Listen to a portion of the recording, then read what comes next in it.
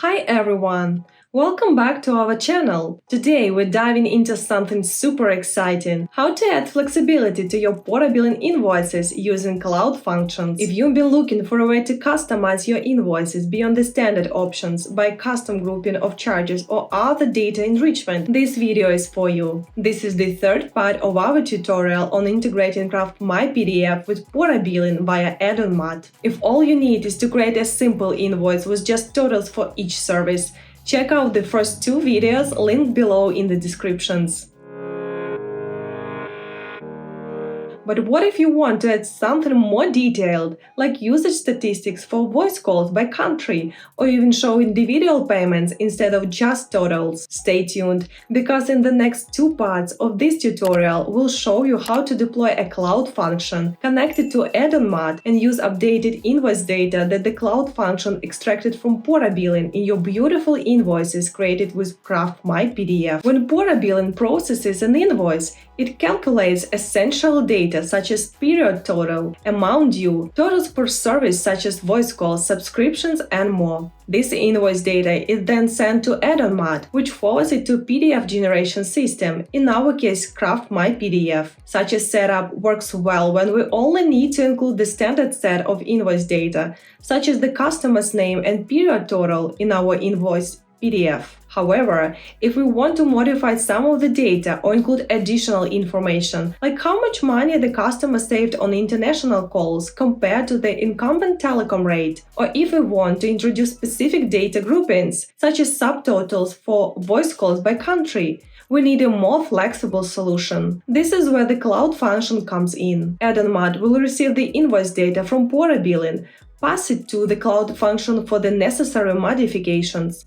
The Add-on Mart will receive the updated invoice data from the cloud function and pass it along to CraftMyPDF or another PDF generation system via Add-on Mart. In case you're hearing about the cloud function for the first time, a cloud function is a piece of code that runs in the cloud and gets triggered by certain events, such as receiving an HTTP request, and then it executes a specific task. For our invoices, you can think of this cloud function as a smart assistant that you can ask to fetch and process additional information from PortaBilling, such as your customer's voice XDRs. Once the data is gathered and packed into variables available in the CraftMyPDF invoice generator, you can easily add it to your invoices.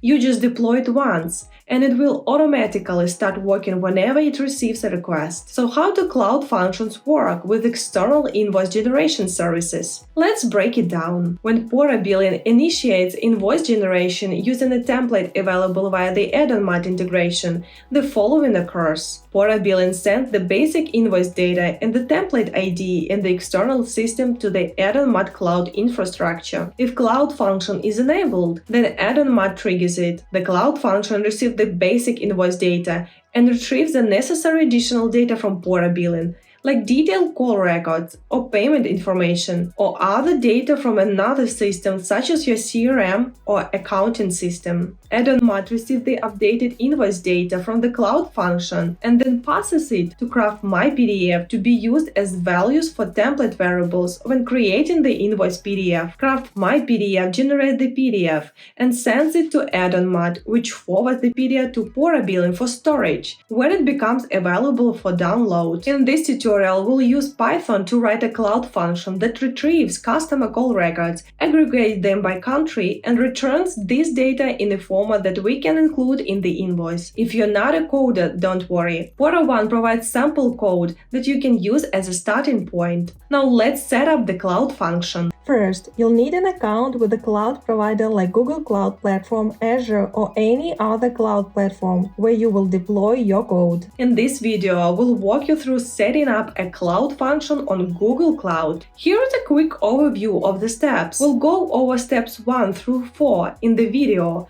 and demonstrate steps 5 to 7 in the fourth part of this tutorial, which is coming out very soon. So we'll need to log into a Google Cloud account, create a new project, create a new cloud function with the required APIs and environment variables, deploy the code using the inline editor provided by Google Cloud. Finally, copy the link to the cloud function into your Add-on Mart CraftMyPDF module configuration. Add new variables to CraftMyPDF. Let me explain what I mean here. The cloud function returns a modified invoice data in the format of a data structure. The attributes of this structure become variables in CraftMyPDF, which will be populated with real data when producing the final invoice PDF. So we need to modify the invoice template we created in the second part of this tutorial by adding these new variables into the data section of CraftMyPDF. Modify the invoice template by using list variables. For variables which will contain lists, such as list of XDRs, we will add a new section of the table. It will be a repetitive group which will show multiple rows with XDRs. Check what the generated invoice PDF looks like on the PortaBilling web UI. Now we finally get to set up and deploy the cloud function. First, log into your Google Cloud account. If you don't have one, you'll need to create it. After logging in, let's navigate to the Google Cloud console and create a new project. Give it a name that reflects its purpose, like CraftMyPDF. We now open the newly created project and go to the Cloud Run Functions section. Click Create Function to start setting up your cloud function. In the configuration section, we'll select Cloud Run function as a runtime environment. Then give our function a name, like CraftMyPDF, and choose the region closest to your location for better performance. I'll choose Europe, Madrid.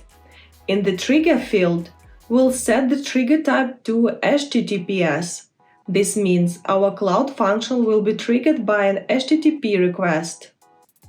Next, we see the URL for our cloud function, which we will need to add to Add-on Mart later.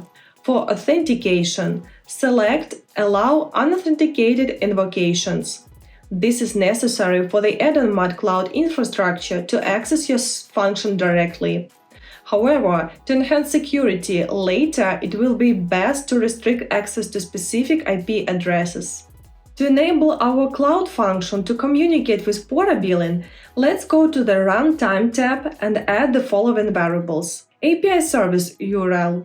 This is the URL for accessing the PortaBilling API server. API User Login. The login for the PortaBilling system. API User Token. The API token associated with your PortaBilling user account.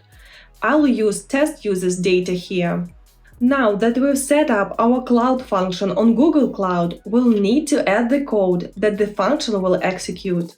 For that, we go to the Code drop-down and select Python 3.11 as our runtime environment.